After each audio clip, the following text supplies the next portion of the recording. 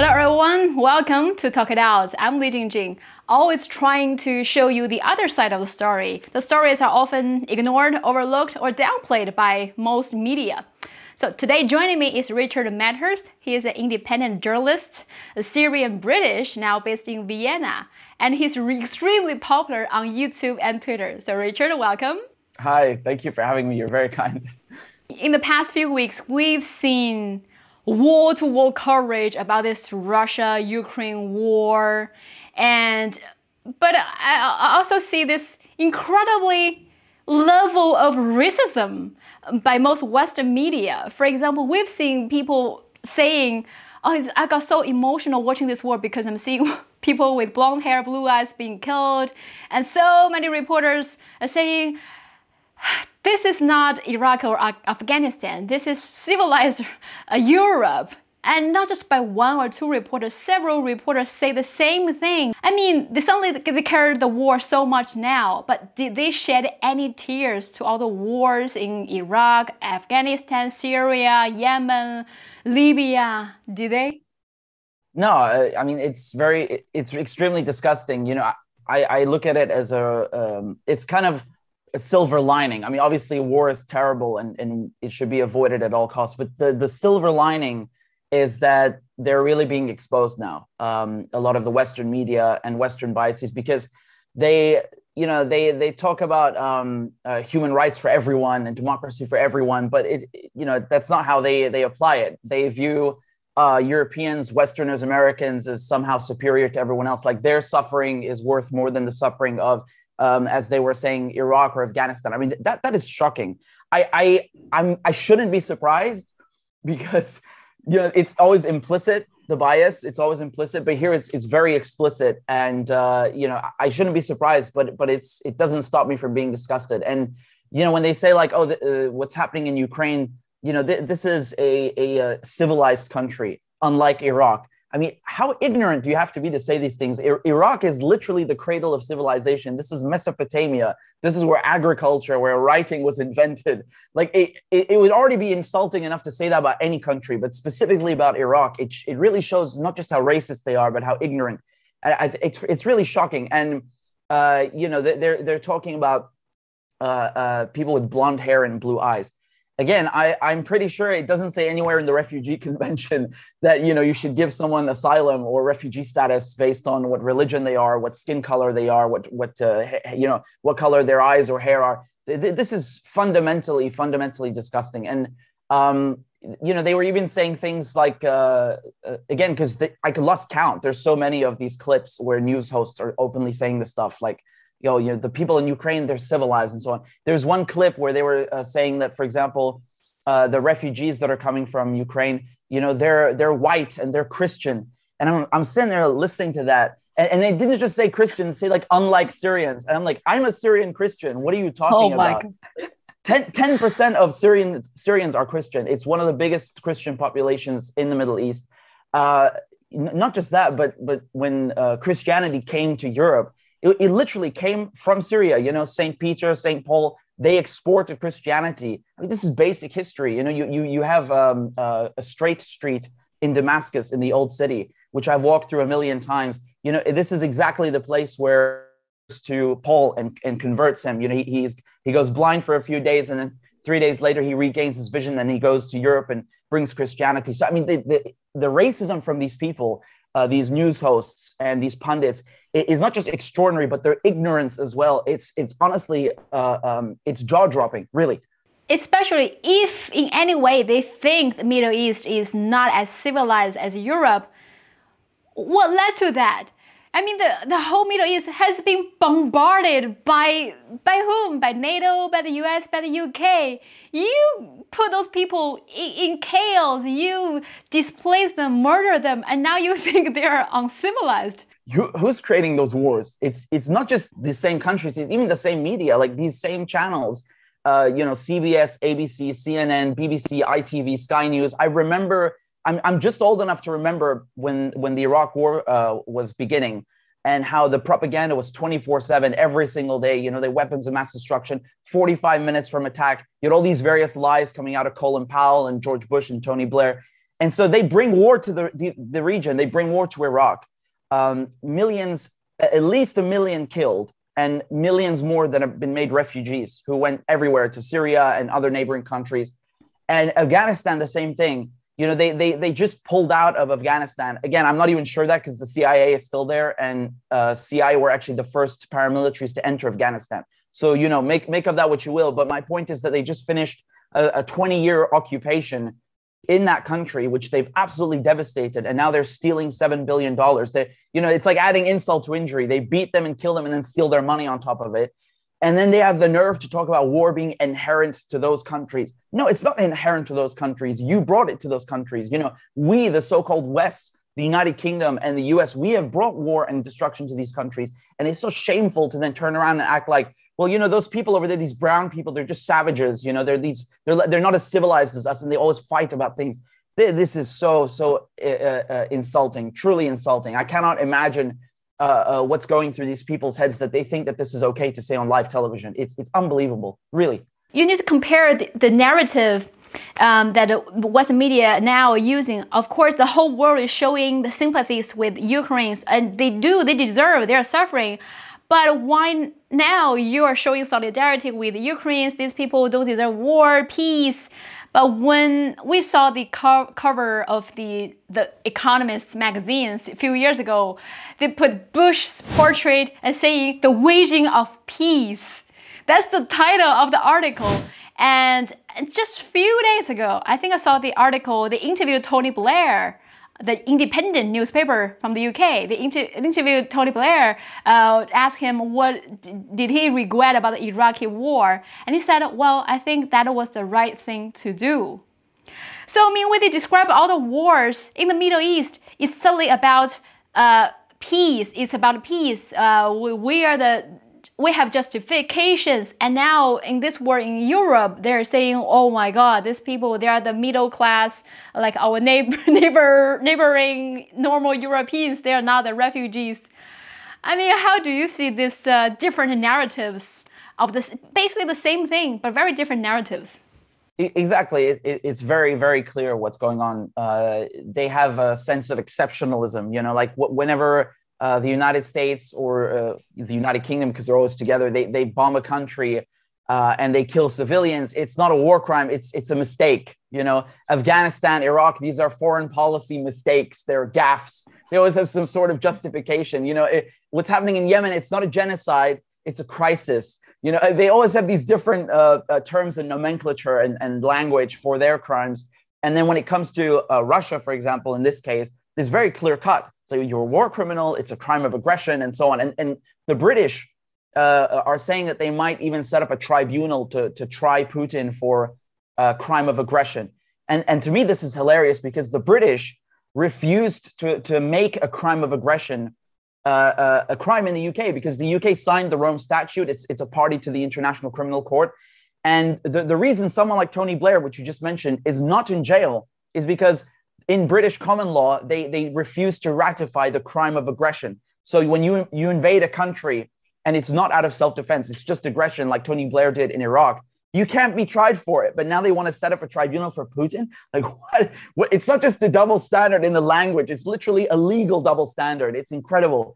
And, you know, I see the same thing when they talk about Syria, how, you know, yeah, of course, some people show sympathy, but I feel like it's a selective sympathy because they only show empathy for the people who are, you know, the victims of Assad and Putin. You know, those Syrians they care about, but the ones that are killed by Al Qaeda and the Wahhabi terrorist groups, you know, it's funded by NATO, Saudi Arabia, Qatar. They don't care about them for some reason. You know, my cousin, for example, he was studying in the University of Damascus. Back in 2013, these moderate rebels, which are backed by the West and the Gulf, the Arab kingdoms in the Gulf, they fired mortars on the university and killed a bunch of students, a dozen students. You know, and you think anyone cares about them? No, because they're in the government area, so they don't count. And I think you're seeing the same thing with Ukraine. They only care about Ukrainians that are in the West, but the ones that have been killed in the East for the last 8 years, I mean, it's 14,000 and it's Ukrainians on both sides, but the majority of them, and this is not me saying that, it's the UN, 81% of those were in separatist-held areas. So, where were they in the last 8 years? They didn't care about those Ukrainians. And again, I'm really tired of these double standards. But it's really during a time like this when there's a war where the propaganda machine is in full throttle, and you really see the ugly side of it coming out much more explicitly. And also, in terms of all these destructions, all these wars in the Middle East, I think it's definitely, we need to raise the awareness about what happened there, because it's not really being covered by the Western media, or they were covered, but I mean, very selective, not as much as we're seeing the war in Europe now.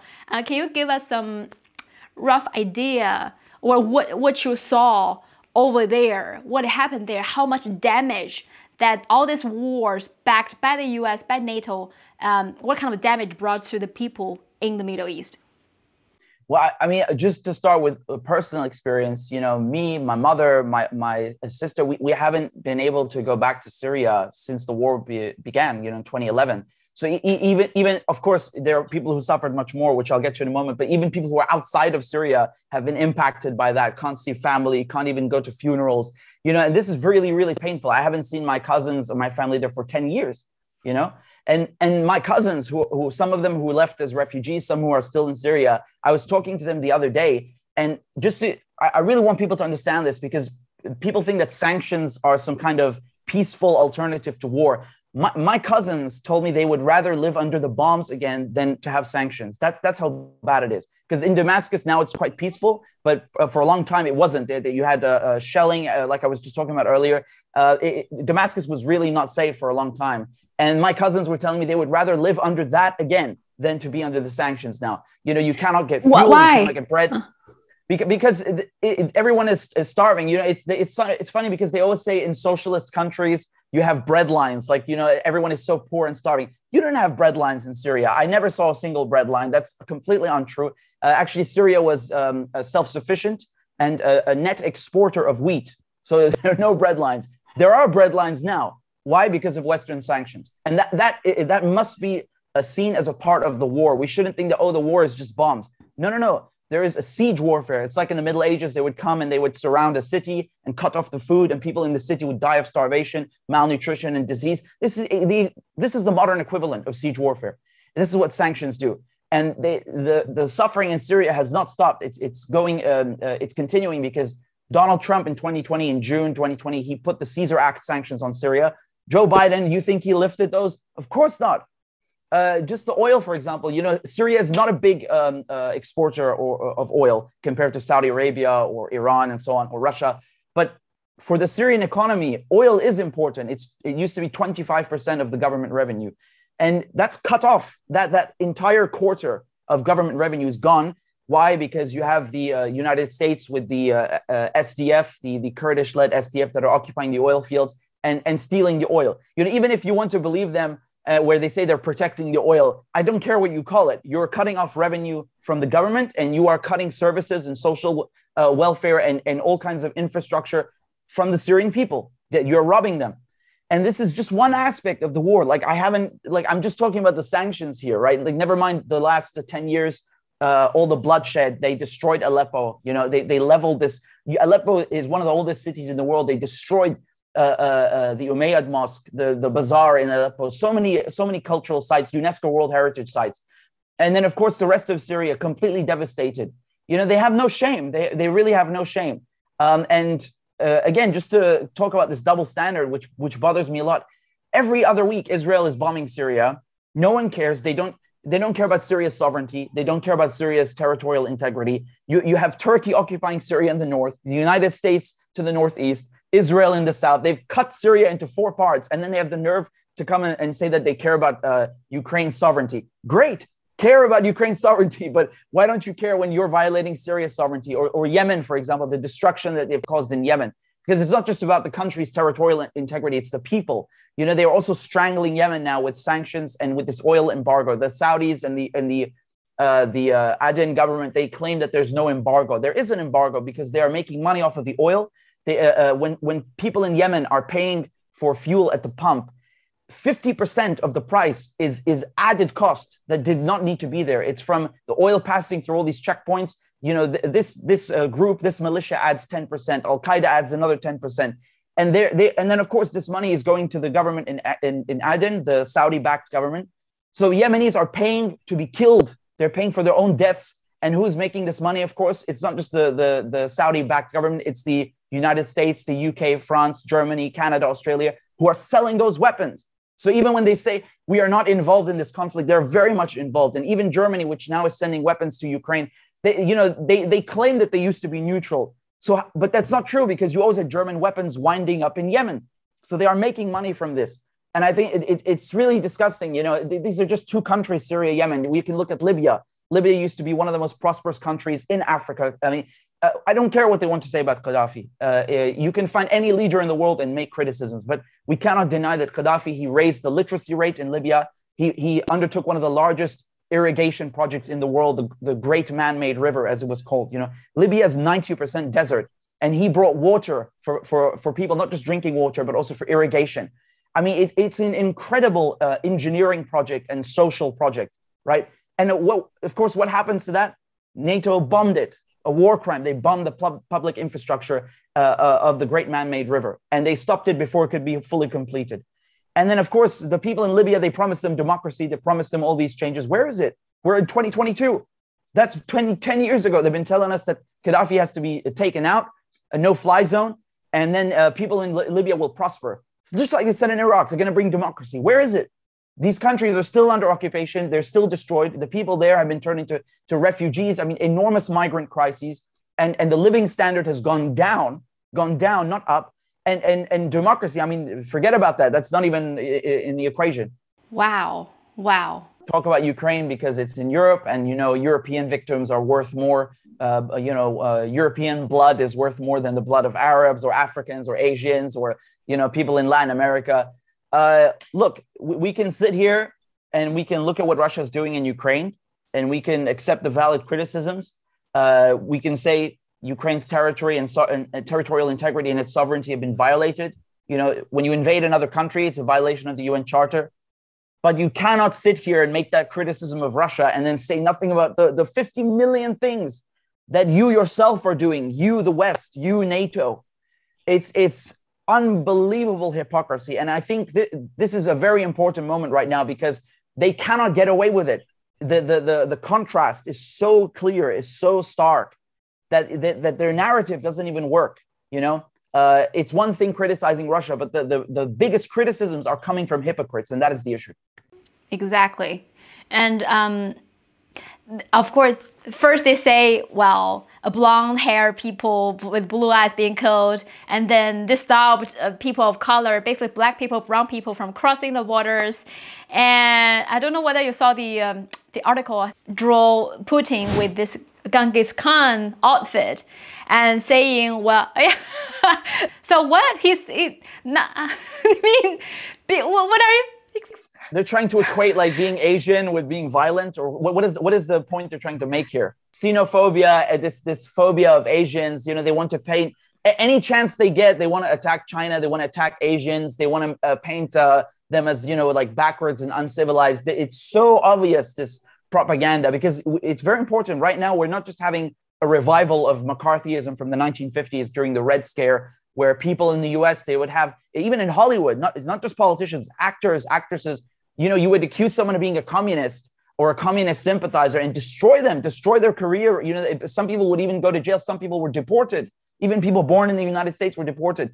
That's how bad it was. And now we have a revival of that with this neo-McCarthyism, and it's being led, ironically, by the Democratic Party. Back then, it was the Republicans. So again, you see how they're quite similar when they want to be. And it's not just that right now. Yeah. That's my point. It's not just against Russia, this Russophobia. It's also against China and Asians. And it's so clear. Yeah. I mean, don't even get me started on the Olympics and the whole campaign against the Olympics, which was just a few weeks ago.